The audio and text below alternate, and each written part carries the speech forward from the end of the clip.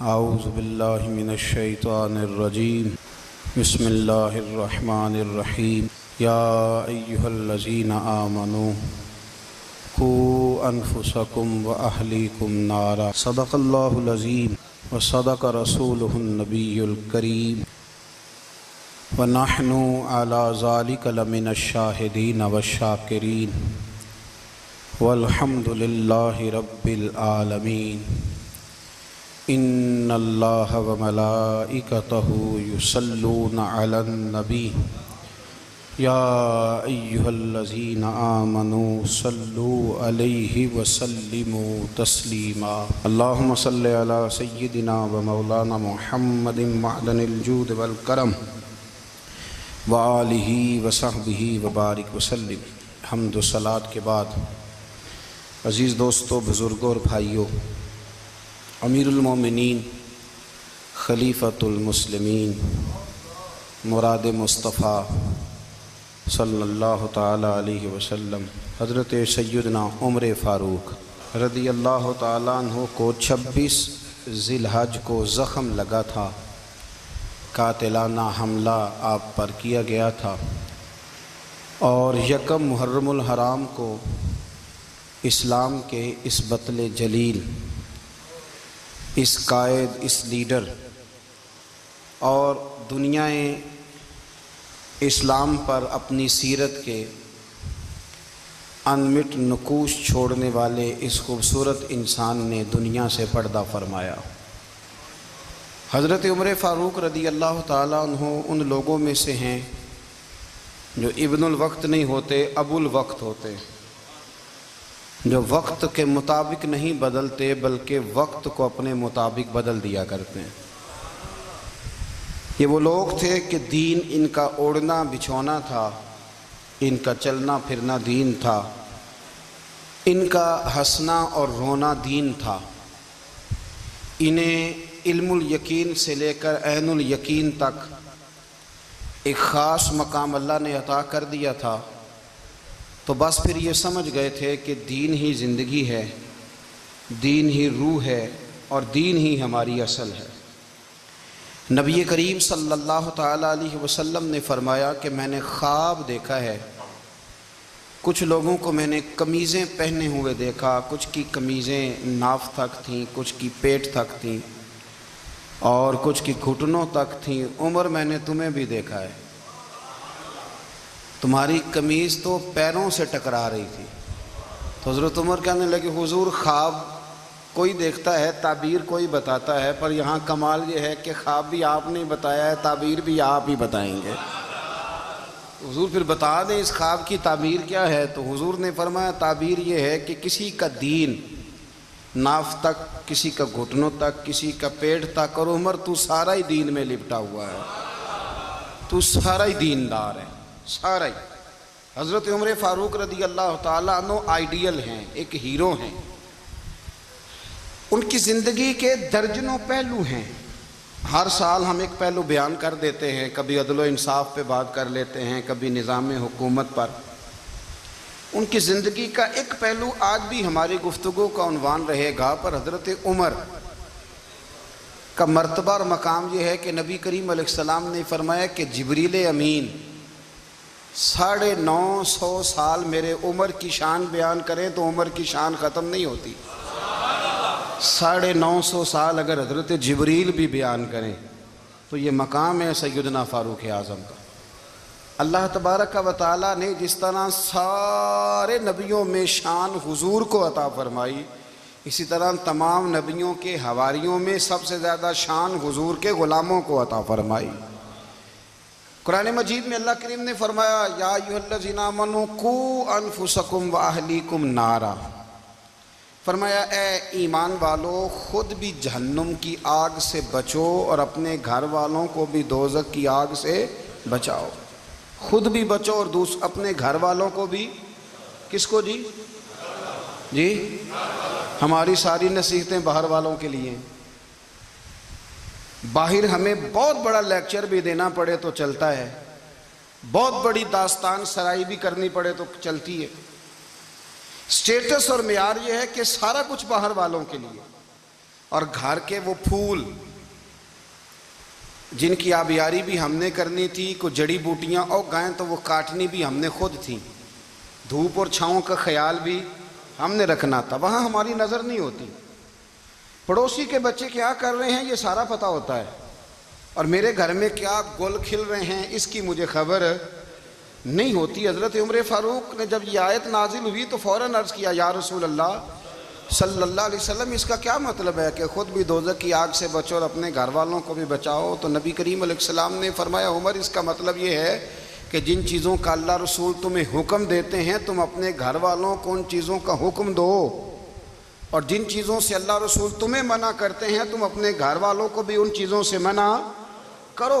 حضرت عمر فاروق کی زندگی میں جو چیز آپ کو بہت زیادہ ملے گی نا وہ یہ ہے کہ آپ نے جتنا کڑا احتساب محاسبہ باہر والوں کا کیا ہے نا، اس سے زیادہ بڑھ کے اپنا اور اپنے گھر والوں کا کیا ہے۔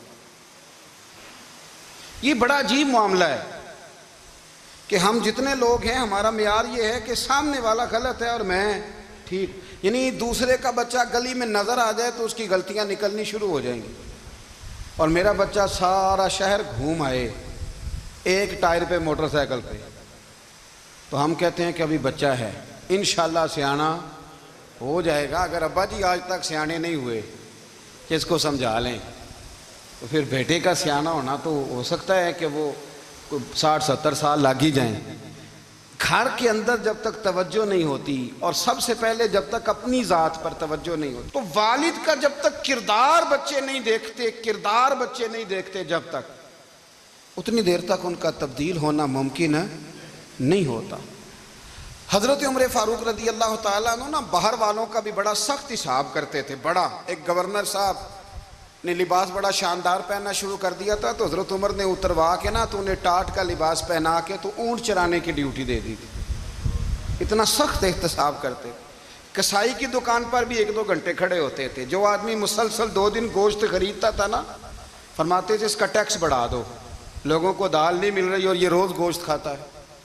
حضرت فاروق اعظم، اس کو جزیہ کہا جاتا تھا، یا کچھ اور معاملات ہوتے تو بڑھا دیتے تھے۔ مسلسل جو 2 دن آدمی گوشت کھاتا تھا، فرماتے تھے مدینے میں غربت ہے، اگر یہ والا نظام تم کرو گے تو غریب لوگ کس کی طرف دیکھیں گے۔ لیکن اس سے زیادہ بڑھ کر جو ان کی زندگی کا معیار اور سٹیٹس تھا وہ یہ تھا کہ اپنے گھر کا خاص خیال رکھتے، خاص توجہ کرتے۔ ملک شام سے اور ایران سے کچھ لوگ آپ کی خدمت میں آئے تو وہاں سے کچھ کنیزیں بھی آئیں، ان کے بادشاہ پیغام لے کے۔ شاہ ایران کی کنیز کو ملکہ نے کہا کہ نا حضرت عمر کی زوجہ کو دیکھ کے آنا ذرا کس طرح کی ہے۔ ہمارے ملک میں کیا کہتے ہیں، خاتون اول، جی خاتون، باقی سارے دووں میں خاتون اول، ذرا خاتون اول کو دیکھ کے آنا۔ تو وہ جب آئی نا گھر میں ملنے تو کہا کہ مجھے میری ملکہ نے کہا تھا کہ عمر کی زوجہ سے اہلیہ سے ملاقات کر کے آنا، تو حضرت عمر کی اہلیہ نے نا ایک جوڑا کپڑوں کا دے دیا ملکہ کے لیے اور ایک خوشبو کی شیشی دے دی۔ اب جب وہ تحفے وہاں گئے تو اس ملکہ نے نا کچھ سونے کا سامان بھیجا، کچھ زیورات بھیجے، کچھ تحائف بھیجے۔ جب حضرت عمر کے گھر آئے نا وہ خادم لے کے آیا، اس نے کہا جی آپ کی اہلیہ نے تحفے بھیجے تھے، تو جواب میں شاہ ایران کی بیوی نے، یہاں جس ملک کا وہ سفیر تھا انہوں نے بھی یہ بھیجیں۔ تو حضرت عمر فاروق نا وہ تحفے لے کے گھر گئے تو جا کے کہنے لگے اپنی اہلیہ سے، یہ تو کب سے تحفے تحائف بھیجنے لگ گئی ہے، یہ کب سے نظام شروع ہو گیا؟ تو کہ حضور تحفہ دینا لینا تو ٹھیک ہے، سنت ہے، محبت بڑھتی ہے، تو یہ کوئی قباحت نہیں، اور میں نے اپنی ذاتی استعمال کے لیے جو چیزیں رکھی تھی وہ میں نے دی ہیں۔ تو حضرت عمر فاروق رضی اللہ تعالیٰ عنہ فرمانے لگے ہم نے کسی ملک کے ساتھ اور اس کے بادشاہ کے ساتھ ذاتی تعلق نہیں بنانا، تعلق جو بھی بنے گا رسول اللہ کے دین کی برکت سے بنے گا، ذاتی رشتے نہیں ہم نے قائم کرنے۔ ذاتی آپ کے ملک کی جو ایئر لائن جس کا ہر سال خسارے کا ڈنڈورا پیٹا جاتا ہے نا، وہ ہمارے بادشاہ صاحب اور صدر صاحب اگر غیر ملکیوں کو گھوڑا کبھی بھیجنا ہو نا، گھوڑا، تو پورا ایک جہاز گھوڑا لے کے تحفے میں جاتا ہے، پورا جہاز غریب قوم کا یہ سرمایہ، اور قوم بڑی بادشاہ ہے، لائنوں میں لگ کے ووٹ دیتی ہے۔ 2 کام ہمیشہ لائن میں لگ کے کرنے، ایک بل لائن میں لگ کے جمع کرانا ہے اور ایک ووٹ لائن میں لگ کے، تاکہ پھر پورے 5 سال لائن میں ہی لگے رہیں۔ مرضی سے آپ ووٹ دینا، پر جو بات درست ہے اس کو سنو۔ حضرت عمر فاروق رضی اللہ تعالیٰ عنہ نے اپنی اہلیہ سے پوچھا کتنے کا تھا وہ تیرا جوڑا اور خوشبو کی شیشی؟ انہوں نے کہا 3 دینار کی۔ فرمایا یہ 3 دینار تیرے اور باقی جو تحفے آئے ہیں وہ تو خود کہہ، چونکہ اس نے تیرے نام بھیجے ہیں، تو کہہ کہ میں مال غنیمت میں دیتی ہوں، تو کہہ میں مسلمانوں کو کہہ۔ تو زوجہ ہنس پڑی، کہنے لگی میں نہ بھی کہوں تو مجھے کہنا تو پڑے گا ہی، کہنا تو میں نے ہے ہی، جو کہ سامنے عمر فاروق ہیں، لہذا فرمایا کہہ دیتی ہوں میں نے دیا خزانے کو۔ حضرت عمر نے جمع کرا لیا۔ میں یہ کیا بات ہوئی؟ میرے گھر والے جو مرضی کریں، ان کا معیار زندگی جس طرح کا مرضی ہو۔ اور حضرت عمر ایک جملہ کہا کرتے تھے، اللہ کرے کہ یہ باتیں اس دور حاضر میں ہماری سمجھ میں آئیں۔ حضرت عمر فاروق رضی اللہ تعالیٰ عنہ اپنے بچوں کو فرمایا کرتے تھے کہ بہت آدمی کو بھوک لگی ہو نا، اور پھر اس کی پسند کا کھانا پکا ہو، تو اتنے شوق سے وہ اس کھانے کو دیکھتا ہے نا، فرمایا اس طرح پوری قوم اپنے بادشاہوں کے خاندان کو دیکھتی ہے، اس تیزی کے ساتھ دیکھتے ہیں کہ ان کے گھر میں کیا ہو رہا ہے، ان کا معیار زندگی کیا ہے، ان کا سٹیٹس کیا ہے۔ سیدنا فاروق اعظم رضی اللہ تعالیٰ عنہ نے اپنے گھر کے اندر اپنے بچوں، آپ کے بچے دونوں کاروبار کے لیے مصر گئے، تو وہاں کے گورنر صاحب نے لوگوں سے، ایک بہت بڑا قافلہ گیا مدینے سے مصر تجارت کے لیے، جاتے ہیں نا آج بھی قافلے کئی ملکوں میں، تو یہ گئے تجارت کے لیے۔ تو حضرت عبداللہ ابن عمر، حضرت عبید اللہ ابن عمر، حضرت عمر کے دونوں بیٹے گئے۔ جناب عمر فاروق کے بچے جب وہاں پہنچے تو مصر کے گورنر نے نا لوگوں کو تعارف کرایا کہ یہ عمر فاروق کے بیٹے ہیں، یہ حضرت یہ چودھری کے بیٹے کو کون بتاتا ہے کہ تو چودھری کا بیٹا ہے؟ باہر والے بتاتے ہیں، گھر والے جی؟ اور سیٹھ صاحب کے بیٹے کو کون بتاتا ہے کہ تو سیٹھ صاحب کا بیٹا ہے؟ اور مالک کو کون بتاتا ہے کہ تو مالک کا بیٹا ہے اور یہ کرایہ دار ہے؟ یہ کون بتاتا ہے؟ یہ سوچ ہم دیتے ہیں بچوں کو، چودھری اور کمی کی سوچ، امیر اور غریب کی سوچ، مالک اور کرایہ دار کی سوچ، گھر کے مالک کی اور کام کرنے والے کی سوچ، یہ ہم دیتے ہیں۔ یاد رکھنا، یہ ہم دیتے ہیں، یہ ہمارا مزاج ہے، یہ باہر سے نہیں آتی۔ تو کوئی شہزادہ ہے، تو سیٹھ ہے، تو نواب ہے، یہ سوچ باہر سے نہیں آتی، یہ اماں سوچ دیتی ہے، اماں، یہ ابا سوچ دیتا ہے۔ اور پھر جب تباہی اترتی ہے تو اس کے ذمہ دار بھی باہر والے نہیں ہوتے، گھر والے ہوتے ہیں، گھر والے۔ ہمارے بچوں کی طبیعتوں پر زیادہ نقش باہر والوں کا نہیں ہوتا، گھر والوں کا ہوتا ہے، یاد رکھیے گا۔ حضرت عمر فاروق رضی اللہ، بچے ہیں، شہزادے ہیں، وہ کاروبار کرنے گئے اور وہاں لوگوں نے بتایا گورنر صاحب نے کہ یہ فاروق اعظم کے بچے، امیر المومنین کے۔ لوگوں نے ان سے زیادہ مال خریدا، تجارت میں زیادہ نفع ہوا، ظاہر ہے کہ وہ آپ کے جو اللہ خیر کرے حکمران ہیں، ان کے کاروبار کتنے ملکوں میں ہیں، کس بنیاد پر ہیں؟ وہ صرف اس بنیاد پر کہ وہ حکمران رہے، ان کے لیے آسان تھا بڑے لوگوں سے تعلقات بنانا۔